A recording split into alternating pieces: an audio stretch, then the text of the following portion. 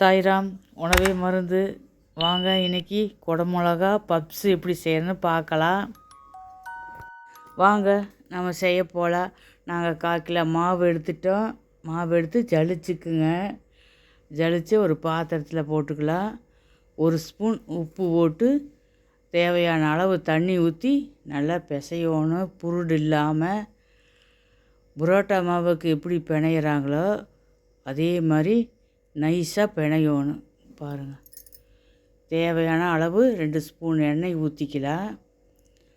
நல்லா அமுத்தி பிசைஞ்சு ஒரு 2 மணி நேரம் நம்ம ஊற வைக்கணும். ஊற வச்சதுக்கப்புறம் தான் நம்ம எடுக்கணும். அடுத்தது மசாலாவுக்கு நம்ம ரெடி பண்ணிக்கலாம். எண்ணெய் காஞ்சதையும் நம்ம வெங்காயம் கருவேப்பில் போட்டு நல்லா வணக்கி விடணும். இது ரொம்ப செவக்க வணக்கக்கூடாது. குடமிளகா நாங்கள் பாதி அறுத்து போட்டுக்கோங்க. போட்டுட்டு 1/2 ஸ்பூன் மட்டன் மசாலா, 1/2 ஸ்பூன் மிளகாத்தூள், 1 ஸ்பூன் உப்பு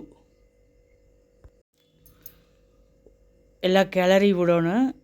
நல்லா ஒன்று சொன்ன மாதிரி காரமெல்லாம் எல்லா வெங்காயத்துலையெல்லாம் நல்லா பிடிக்கிற மாதிரி ரொம்ப வணக்கக்கூடாது. இறக்கி வச்சிடலாம். இது 1 ஸ்பூன் மைதா மாவு போட்டு சுடுதண்ணி கொஞ்சம் ஊற்றி பசை காய்ச்சி வச்சுக்குங்க. பப்ஸை நம்ம ஒட்ட வைக்கிறதுக்கு ரெடி பண்ணிட்டோமா. மாவு ரெடி ஆயிடுச்சு. 2 மணி நேரம் ஆச்சு. இப்போ மாவை பாருங்கள் எப்படி இருக்குதுன்னு. நல்லா பஞ்சாட்டு இருக்குது. இப்படி ஒரு உருண்டை பிடிச்சி எடுத்து மாவில் தான் நம்ம தட்டி நம்ம தேய்க்கணும். எவ்வளோ தூரம் லேசாக தேய்க்கிறோமோ அப்போ தான் பப்ஸு நல்லா இருக்குது.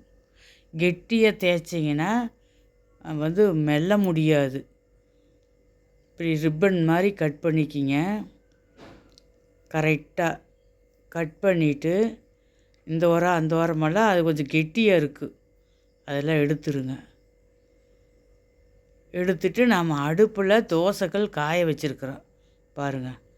அது போட்டு லேசாக சூடான போது, ரொம்ப வப்படமாட்டம் ஆச்சுன்னா மடக்க முடியாது. இது எதனால் சூடு பண்ணுறோன்னா அப்போ தான் மடிக்கிறதுக்கு நல்லா வரும். பாருங்கள், எல்லாம் நாங்கள் எடுத்து வச்சிட்டோம். இனி இதை நம்ம பப்ஸு நம்ம மடக்கணும். பாருங்கள், இவ்வளோதான். இப்படித்தான் இருக்கணும். முறை நல்லா இருந்தால் மடிக்க முடியாது.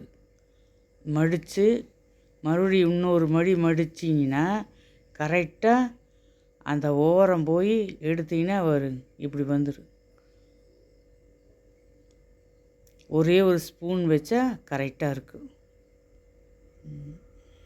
வச்சுட்டு அந்த பசை காய்ச்சி வைக்கிறேன். அதைய தண்ணியை அங்கே தொட்டிங்கன்னா 2வது மடித்து ஒட்டினீங்கன்னா அப்படியே ஒட்டி இது ஒரு 1/2 மணி நேரம் காயணும். அதுக்கப்புறம் தான் நம்ம எண்ணெயில் போடணும். அந்த ஒட்டினதெல்லாம் காஞ்சிரும். காயிலினா எண்ணெயில் போட்டிங்கன்னா பிரிஞ்சுதுன்னா வெங்காயமெல்லாம் அந்த குடமிளகாயெல்லாம் வெளியே வந்துடும். பாருங்கள், இதே மாதிரி செஞ்சிங்கன்னா கரெக்டாக வரும். அந்த கொனையை இதில் சேர்த்திடுங்க. 1 ஸ்பூன் வச்சா கரெக்டாக இருக்கும். அதை ஒட்ட வச்சு ஒரு ஃபேன் காற்றுலையும் கூட வச்சிங்கன்னா சீக்கிரம் உங்களுக்கு காஞ்சிக்கும். அது ஒட்டினது காஞ்சுன்னா நம்ம எண்ணெயில் போட்டுக்கலாம். அந்த ஓரத்துலேயும் அந்த பசையை வச்சு அமுத்தி விட்டிங்கன்னா அது கேப் கரெக்டாகிடும். இப்போ எண்ணெய் காஞ்சிருச்சு. இப்போ நாங்கள் போடுறோம். பாருங்கள் எப்படி இருக்குதுன்னு. உடனே திருப்பி விடுங்க. செவந்த பின்னால் நம்ம எடுத்துக்கலாம்.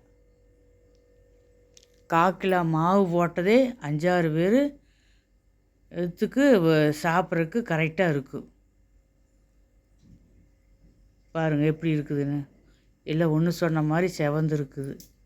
கெட்டியாக இருந்ததுன்னா ரொம்ப ஒரு மாதிரியாக கடிக்க முடியாது.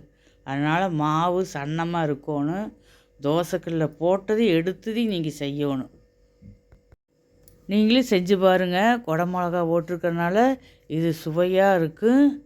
எங்களுக்கு கமெண்ட்ஸில் சொல்லுங்கள் எப்படி இருக்குதுன்னு. பாருங்கள், பஞ்சாட்டை பிச்சாலே நல்லா மொறுன்னு இருக்குது. சுவையாகவும் இருக்குது. கமெண்ட் பண்ணுங்கள், லைக் பண்ணுங்கள், ஷேர் பண்ணுங்கள்.